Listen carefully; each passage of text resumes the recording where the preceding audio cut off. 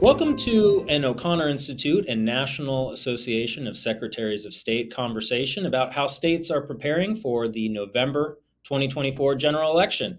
I'm Liam Julian with the O'Connor Institute. Here with me today is Leslie Reynolds. She's the Executive Director of the National Association of Secretaries of State, NASS.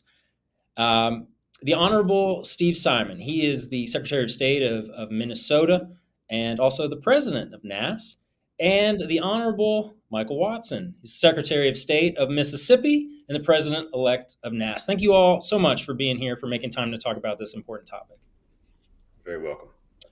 Thank you. Executive Director Reynolds, we'll start with you to get sort of the broad national overview. And sort of, I think one thing a lot of people are wondering, having heard a lot about previous elections in 2022, 2020, were there any lessons to be learned from those elections, things to potentially be improved upon, changes to be made? And if so, how is that happening sort of in the national picture when you think of all the different states? Well, thank you. So talking about elections from a national perspective is always difficult because every state does things a little bit differently. But from the NAS perspective, we see our members learn and evolve after each major election cycle. Nationwide, we're seeing greater emphasis on recruiting of the next generation of poll workers and ensuring that they're trained and ready to serve. I myself am a poll worker in Arlington, Virginia. We have been focused on, the states have been focused on recruiting the next generation of high school students, college students, sort of to bring in people who are a little bit more technologically savvy and, have maybe access to multiple languages, that sort of thing.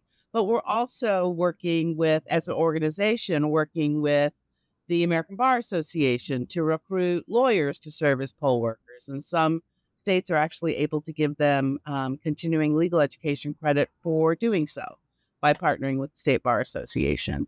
States are looking at recruiting other professional communities like accountants and lawyers, like I said, veterans groups. So they're really sort of trying to expand their reach so that we can have a broader group of poll workers.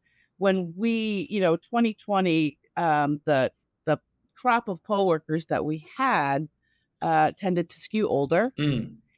And we're obviously more concerned about COVID and implications for their health, working in person.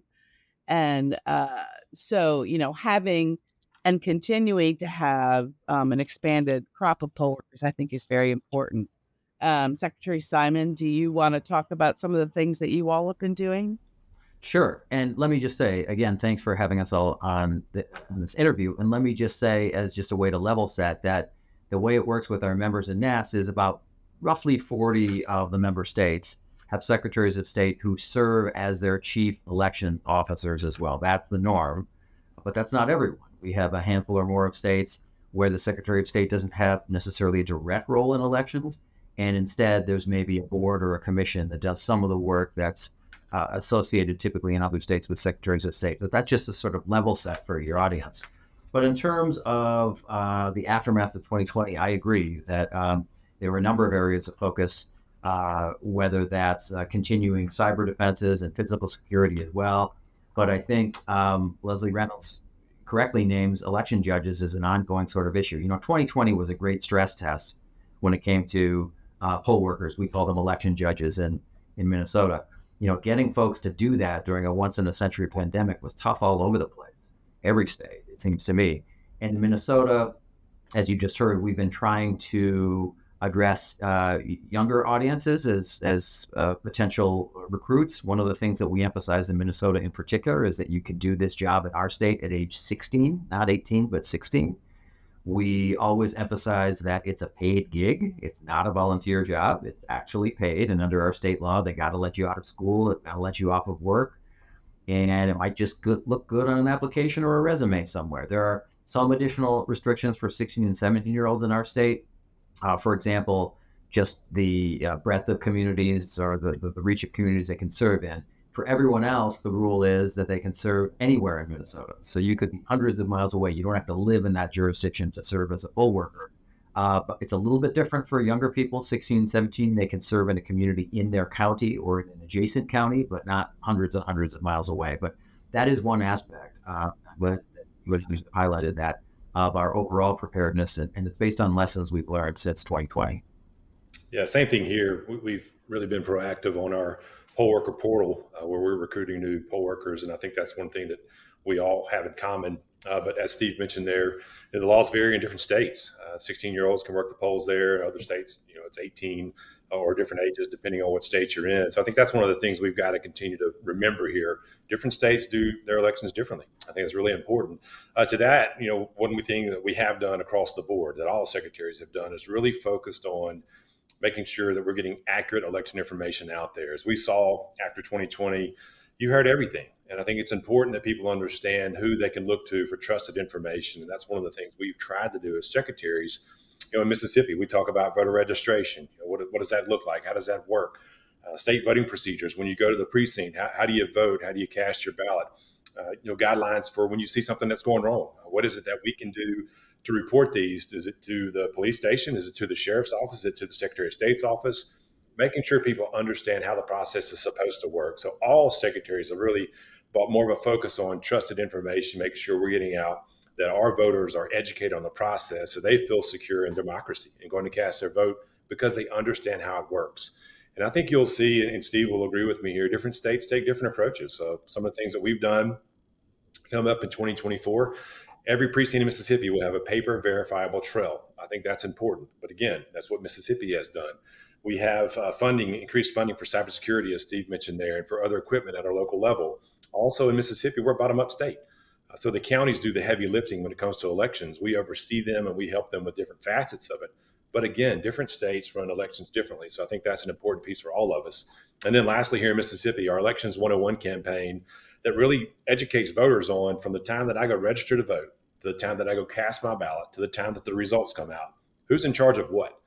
Who do we hold accountable if something goes wrong in one of those processes? And I think, again, that's really important as well. And then lastly, my election day, where we've put in ballot trackers now so you can follow your ballot. Again, another important information for voters to understand. I see where I cast my ballot, and I'll see where it is in the process. So things like that is really important for all of us as secretaries to make sure that we're educating our general electors across the states. And I think you're going to hear that a common consensus through all. Now, thank you very much for you all brought up some really great points, and I'll piggyback off what you just said about Secretary Watson. Could you talk a little bit more about NASS has an effort? It's hashtag Trusted Info 2024, and so maybe you'd like to talk a little bit more about that. My understanding is that this is an effort to get people to realize that they should be going to elected officials, correct, to get their information. That's the source. Is that right? That's exactly right. And look, this is not new. Misinformation has been around for years and years, for ages. And so it's important for us to make sure people understand when it comes to elections, who's in charge? Who are the folks that I can trust to make sure they're giving me proper information? And let me be very clear here. We take the politics out of this. This is nonpartisan. This is, what does the law say? How do I follow the law when I go vote?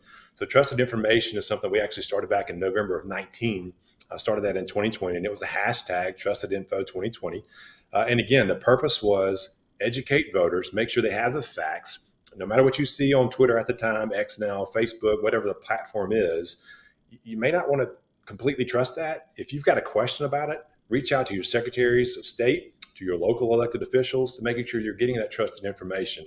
And then again, here just recently, we launched it again in November of 23, coming up here for 24. Same premise. Make sure we get trusted information out to our voters so they feel confident in the process. If I've got a question of when a precinct opens, if I have a question of how does the certification process work in this election, can I cast an absentee ballot? Make sure you get that information from trusted sources. And that's what NASS has been really good at, to have that message across the world, across the United States here from our secretaries. Get the trusted information out so people know who they can lean on when it comes to elections. Secretary Simon, Executive Director Reynolds, anything to add on that? Well, I would just say, well said from Secretary Watson. And I would advise anyone in any state, look, if you want to know what the rules of the road are in Mississippi, Secretary Watson's state, go to his office, go to his office's website, go to the trusted sources of information, folks, as he said, who are in charge.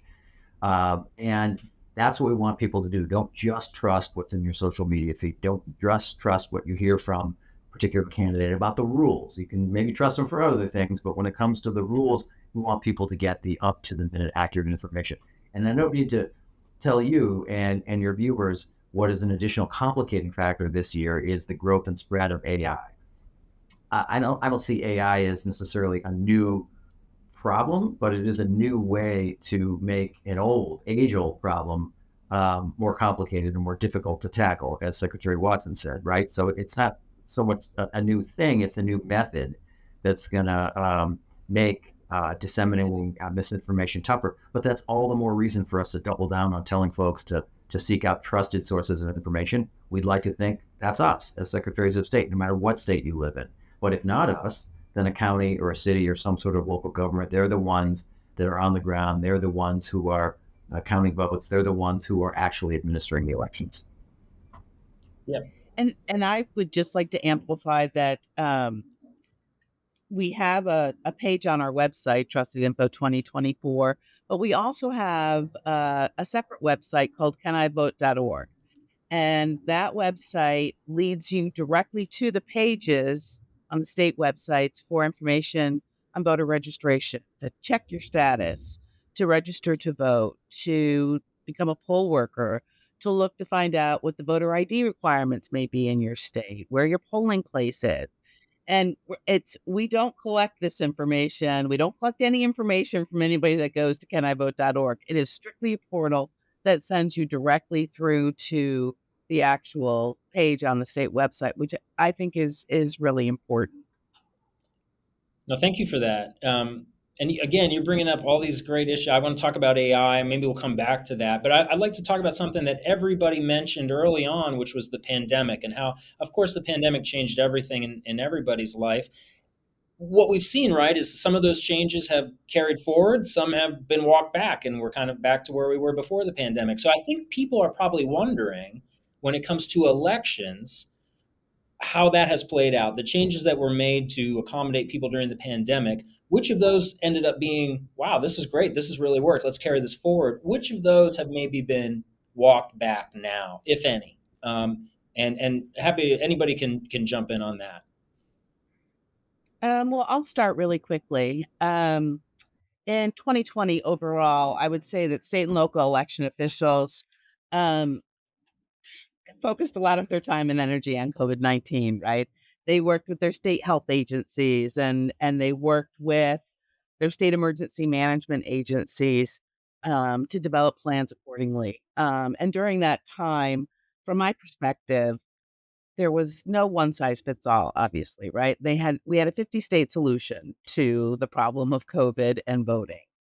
Um, some examples of things that states did in 2020 included utilizing larger polling places like arenas so that people could safely socially distance, bigger parking lots, allow for more people, that sort of thing. Um, Expanding early and absentee voting. Some continued to do that. I know Kentucky comes to mind, for example, as an example, and instituting something that Secretary Watson referenced, which was ballot tracking.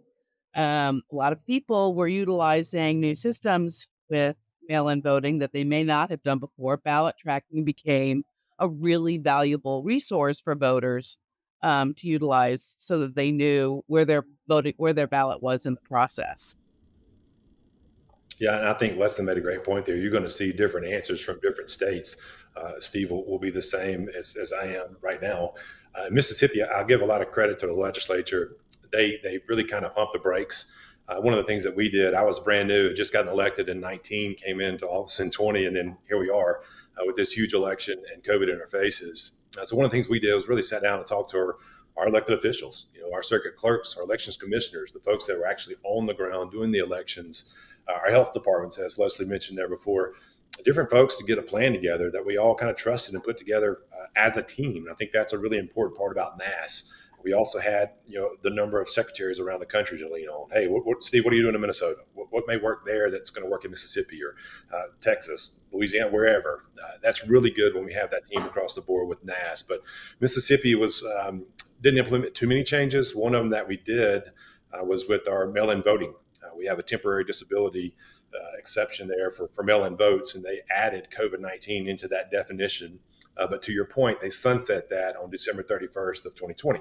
So that went away. One of the changes that they put in was, we're going to allow a 5-day window after the election to receive absentee ballots if they were postmarked by election day. Now, that's one I don't agree with, but that's what the legislature did, and one that they allowed to stay into law. So different states, again, handle it differently. Even here in Mississippi, some things they let sunset, some things they allow to go on. So I think you're going to hear different answers from different states. And as for Minnesota, it was sort of a combination for us. Some of this was court driven. We got a bunch of lawsuits. As you may know, secretaries of state tend to get sued a lot. Left, right, center, it doesn't matter. We're kind of litigation magnets. And that in Minnesota drove some of the temporary outcomes. So there were temporary COVID only changes that, just like Secretary Watson said, sort of went away immediately by court order after the election. Had to do in our state with things like the signature requirements for absentee ballots. And yet there were other things that the legislature did imposed at our request, which have endured, which have lasted. I'll give you an example. Minnesota had a small, what I call kind of head start period. So when people mailed in or turned in an absentee ballot, they didn't have to wait till election day to start opening them and processing them. They had a little bit of a head start. But given the crush or the increase of people who wanted to vote that way, at least in Minnesota, in a lot of places, I think, in America that year, we thought we needed more time. We needed to extend that window. We did. The legislature decided they want to keep it extended. So that's an example of something that we all did together as a response to COVID, but we kind of liked and we've hung on to since after the election. Very interesting. Thank you. One thing, we asked some of our audience to submit some questions and things that they were interested in, and we had somebody write in and from a state not to be named, but said that their son had moved out a long time ago, moved out of the state. Every year or in every election, a ballot comes for him to their house still. And so this, the question here was, this seems like a very complicated thing to monitor these roles of voters in your states. And our audience was curious, how do you do that? And how do you keep that up to date? And maybe you can give us some information on that. It seems like a huge project. So I'll kick off from a broader perspective than how the individual states do it. But um, obviously, voter registration lists help to identify who's eligible to vote and what's on their ballot, right? Depending on where they live, um, and what style of ballot they get. List maintenance processes vary across the states and how they do it, but they're sort of grounded in two federal laws that exist. One being the National Voter Registration Act of 1993, and the Help America Vote Act, or HAVA. And those two federal laws dictate, and most notably, the motor voter law dictates what the federal government requires as far as list maintenance. And 1993 is a long time ago. And the methods that they identify for maintaining voter registration lists involve a lot of mailings, which not very efficient. And so sometimes voters remain on the rolls for a very long time based on federal law, and there's nothing that the states can do about it. They can be moved to an inactive status on a voter registration roll, but they aren't removed because federal law dictates that they remain on there for a certain period of time after. And so that makes it difficult. And, the voter registration lists they're not some sort of static thing. And, I don't know if you changed your voter registration when you moved, but I'm sure you did. What you probably didn't do is cancel your old voter registration, right? And so those are reasons why the lists we challenge, it's challenging to maintain those voter registration lists, but it's a hugely important aspect of election administration. Um, It is, and I would double down on that. It's really, in my opinion, the cornerstone of the integrity of the process, making sure that you've got clean voter rolls. And that's one of the questions I get asked the most around the state when I'm traveling, talking about elections. What are you doing here in Mississippi to make sure we've got clean rolls? And so I think it's a great question that you asked there. Leslie touched on the federal laws that are implemented and put into place with us. We clearly follow those. But some things you'll see with different states do different things to make sure they've got different tools out there. One that we often use is NCOA, the National Change of Address from the Post Office USPS service. One of the things that we've seen with that, though, lately is I think roughly 50% now use that of the people that move. So it's not as Leslie mentioned, some of the things that were put into place in 93 aren't as helpful anymore as they used to be. So states are really trying to implement different things. You're going to hear conversations about ERIC that used to be, many states were using that. Different states have moved to different means. One of the things that we've done, we've partnered with several states, our surrounding states, Louisiana, Arkansas, Tennessee, Alabama, and a few others around with MOUs between the states. So we're sharing our voter registration data, comparing that to each state to say, look, if people have moved, are they registering with your state but not canceling with mine? We just got some results back from Alabama preliminarily, and it had about 8,000 double registrants on there. So they were registered both in Mississippi and in Alabama. So again, different tools you're going to see used from different states. One of the things that we've recently started doing with our Department of Public Safety, when someone goes to another state, when they move and they surrender their license in that state, their driver's license, DPS is now reporting that back to us. Then we can also check, well, look, if they moved, now we can look at their voter registration status. One of the things that the legislature passed following the Husted case out of Ohio, where now if people don't vote within a certain period of time, that's considered a triggering event. And so that's when you get your confirmation card to say, you know what, I do live here or I don't live here. Again, we could walk through that and how that works, but just as different ideas from different states. And I'm sure Steve's going to share some with you from their state. But again, at the end of the day, we all have to follow this federal law, NVRA, as well as HAVA. And I think that's an important piece that's just across the board with all states. Yeah, and I would just add that consistent with that, Leslie's right about those two federal laws, but those are kind of a floor, not a ceiling. Right. States can choose to do more. It sounds like Mississippi has chosen to do more. Minnesota has also chosen to do more. So there's certain reports, for example, in Minnesota that we are required to run, regardless of the federal law. So we subscribe to or affiliate with other organizations that subscribe to these databases. They can be things like death databases. I know that's not very appealing subject, but you want to figure out who's alive and who's dead on your voter rolls. As Secretary Watson says, we have a rule in Minnesota where if you don't vote for a period of time, you are shifted to inactive status. It's not a purge, it's just a change in your status. And so the variety of ways that we do that, as Secretary Watson said, states choose ways that they may cooperate with other states. Some are joined as we are in a national group called ERIC, but others have chosen a different path. They're doing the same thing, but they're doing it with sort of one-off agreements with one or multiple states where they're comparing double voters or they're comparing, other information. So it is something that I think all of us, regardless of party and geography, take very, very seriously. No, thank you. That's really helpful. Secretary Simon, you had brought up, concerns about AI. I wonder if AI, doesn't have a role here, perhaps, and down the road and sort of helping states to sort of evaluate. This is what I do, by the way, now in O'Connor Institute meetings. Whenever a problem is raised, I like to say, maybe AI can fix it. But in this case, it actually seems feasible. I don't know. Yeah.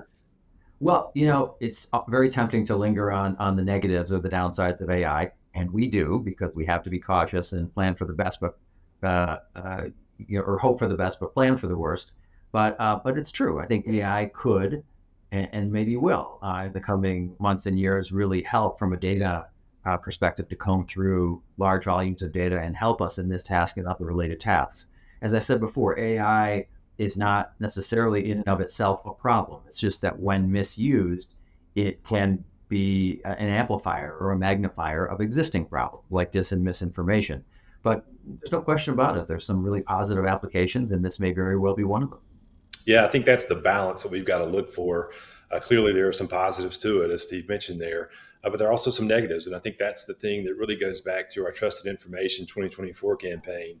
when you see these things come out, look, just recently in the primaries there in New Hampshire, our colleague Dave Scanlon had an issue with the robocalls that was AI generated. So he was able to combat that. And that was one of the things, again, that he was able to share with us. How did you handle it on the ground in New Hampshire? How can we then turn that to our states to use the same process or something a little bit different? But look, you've been there. Teach us how to do it from your perspective. And I think that's the balancing piece. We not necessarily be scared of it. Trusted information is so important, but this isn't new.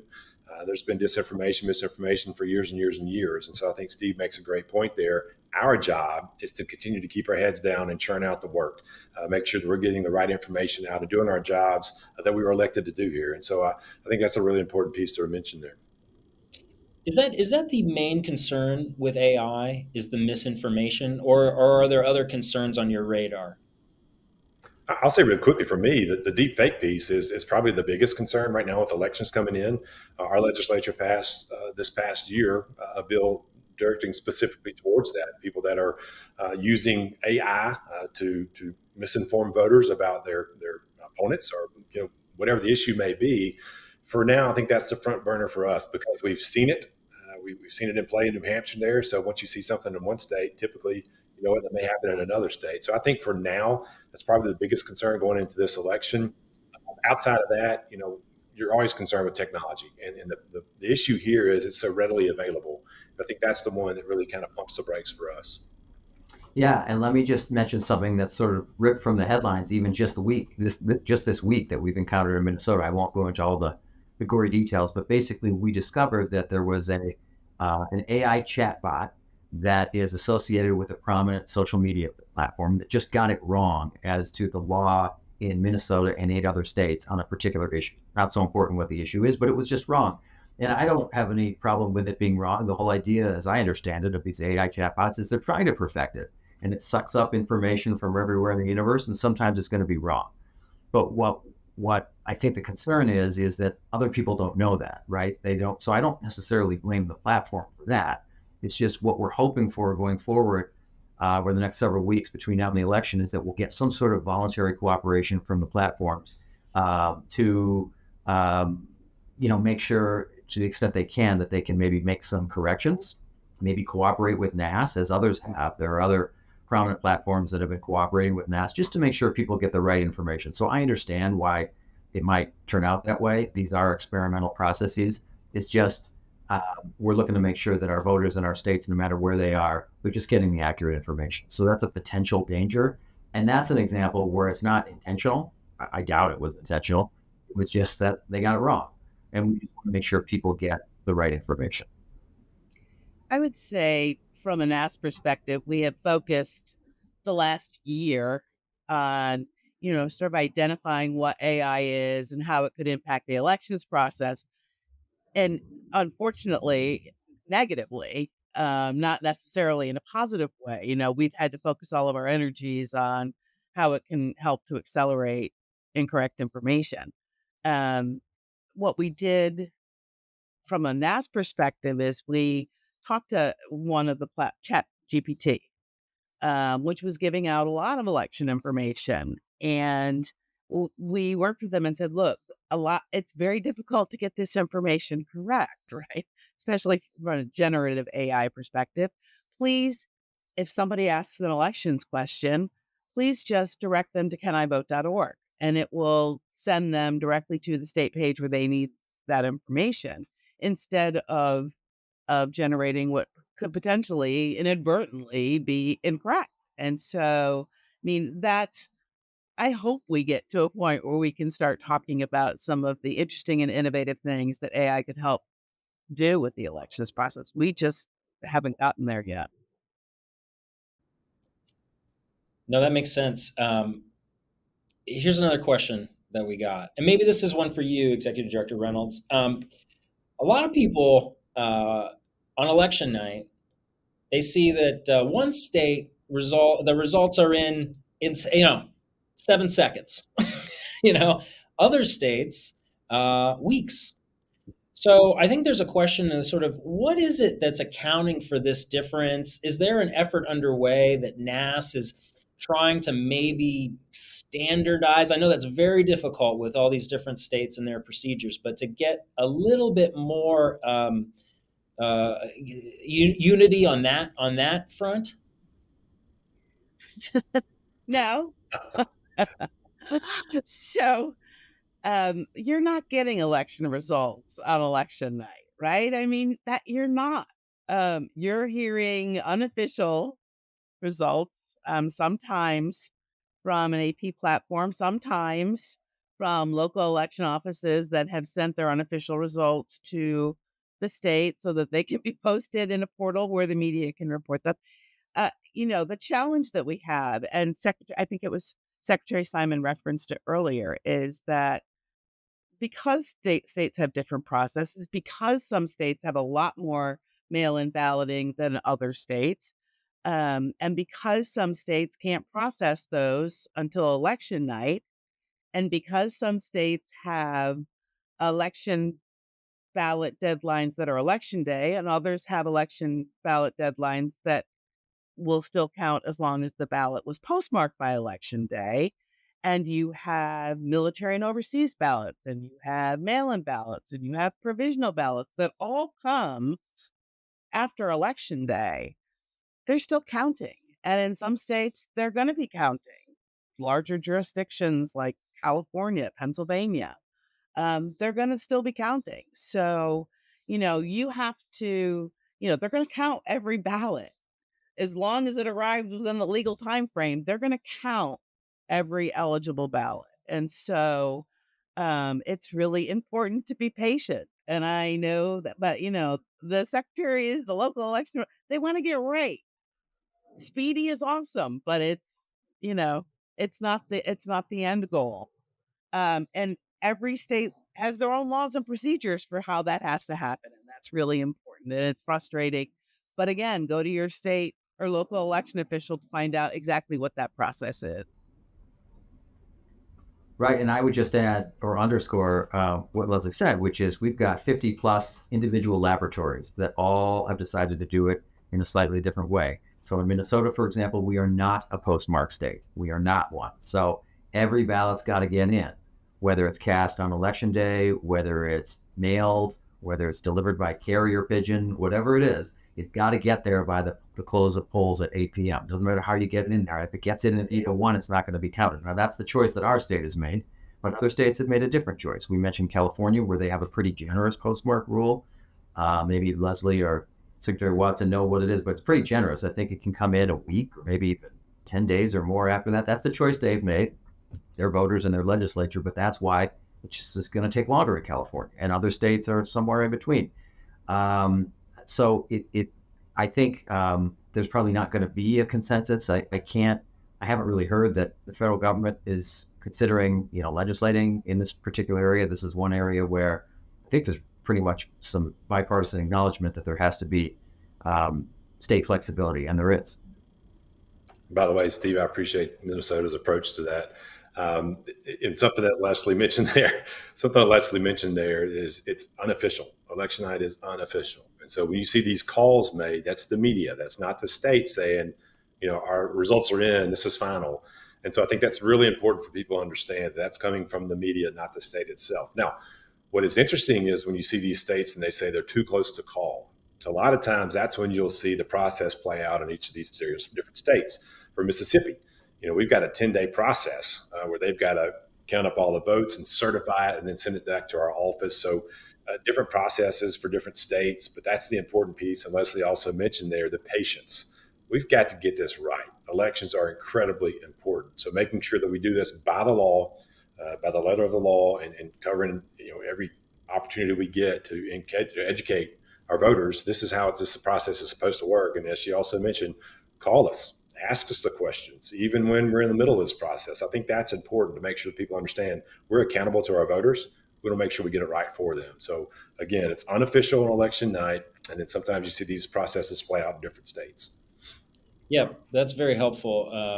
I know that oftentimes when it takes longer, that's when people start to get, why is this taking so long? And so all the information you conveyed there is very helpful, and especially the information that what you're seeing on TV is a call made by a media organization. So in states that aren't particularly maybe swing states, perhaps they're still counting votes for days and days and days, but they've been called. They could have been called perhaps in April. So that's really helpful. Thanks for clarifying that. I think one other thing that I would just like to add, because I see it all the time, Mhm. they count the ballots in some country, and they finish counting on election night. Why can't we do that? Because our ballots are long. We vote on a lot of things. This is not one race on a ballot. This is a long, in the Western states, they have initiative and referendum issues in addition to candidates. It's a long ballot. So that's why Yep. it takes a while. No, also very helpful. Good, thank you. All right, last question, and this one I'll put to everybody, and especially the secretaries. The two of you are representatives of different political parties, and that's I believe that's a part of NASS is that the president and president-elect of NASS are always different political parties. So the question really, and I mean, this is, I guess, the $1 million question for all of us is sort of how do you increase people's confidence across the board? How do you increase civility? Obviously, the two of you have different political stances on a lot of issues. Seem like you're working together just fine, and maybe even like each other. So, how do we get other people to get there? What are some thoughts? Well, I'll start and I'll say, yeah, absolutely, we like each other, and I think all the secretaries. It's not that we're always singing from the same hymn book and getting along on absolutely every issue, but generally speaking, the tradition and the custom at NASS has been to elevate civility. We can disagree without being disagreeable, and we've forged some really great and close bonds between and among us across geographic lines and party lines and all sorts of lines of difference. And that is one of the reasons why NASS has lasted and thrived for so long. NASS was founded in 1904. It is the oldest such association of office holders in America. And there's a reason it's endured. And one of them, there are many reasons, but one of them is the members have done a really good job over the years of working together, of having one another's backs. That doesn't mean agreeing on everything. We don't. But trying to minimize the degree to which any disagreement spills out into the public. We sometimes have some tough internal conversations, but there's a real effort made by people in leadership at NASS, whether it's Secretary Watson or me or our predecessors, to make sure that we keep lines of communication open, even and maybe especially when we might disagree. Yeah, agreed. And I'll say of our 120 years, Leslie's been there about 115. So that's why I'm kidding. She hasn't really. Wow. But I'll tell you, when I came in, one of the things that I've learned about NASS, and I'm a gunslinger in a sense. And I remember, and Steve may remember this, we were on one of our first calls when I was first put into one of the leadership roles. And we got after it a little bit each other. And one of the things I had to learn about NASS was, look, this isn't about politics. This is about elections. And let's make sure that are bringing in the best ideas from around the states to have smooth election processes that people can believe in. And one of the things that I, kind of stepped back and got to think about, Steve's a father. He's a husband. He's a man just like I am. And we've got a great friendship and can have those hard conversations. And we've had them before. And we'll have them again. And I think that's the beautiful thing about NASS is bringing folks together that, we can have hard conversations. And once you have those, we go outside the doors and you're a Secretary of State and you've got to run an election and people got to trust in it and believe in it. So it's more than just politics. It's also about human beings. And I think Steve and I are great examples of that. He's from Minnesota. I'm from Mississippi. He's a Democrat. I'm a Republican. We're both dads. We both have children, and we're both married. We both, our husbands. So those are the common things that always kind of bind us together. And I think that's the important piece about transcending politics is remembering, right, these are human beings as well. And we need to treat them as such and respect them. And so it's been a great experience for me.